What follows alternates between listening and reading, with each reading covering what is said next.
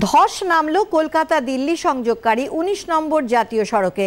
এর জেরে পশ্চিম বর্ধমানের আসানসোল উত্তর থানার মরিচকোটা এলাকায় আটকে পড়ে যানবাহন। ভোরবেলায় বিকট শব্দে রাস্তার বেশ কিছুটা অংশ ধসে যায়। প্রায় ২৫ ফুট গভীর এবং ৮ ফুট প্রশস্ত গর্তের সৃষ্টি হয়।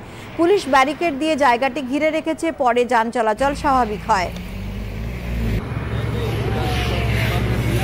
এখানে হয়েছিল, আমরা ডিউটি ধরতে আসছিলাম, তো আমাদেরকে ওসি সাহেব আমাদেরকে বলে যে এখানে এই ব্যাপার, তো আমরা এখানে এলাম। তো এসে পরে দেখছি না পুরো ধস নেমে গেছে। তো তারপরে সব জায়গায় NH2 এইসব এসে এলো, তারপরে ডিভাইডার আর গার্ডেল ফাডেল ব্যবস্থা 25 ফুট মোটামুটি গাছটা হয়ে গিয়েছে। তো যাই হোক, সিঙ্গেল হয়ে এখন চলছে। ঘটনাস্থলে রয়েছেন জাতীয় সড়ক কর্তৃপক্ষের আধিকারিকরা। পুরোনো দিনের ঘটনা, কিছু একটা ব্যাপার আছে যার জন্য ধসে গেছে জায়গাটা।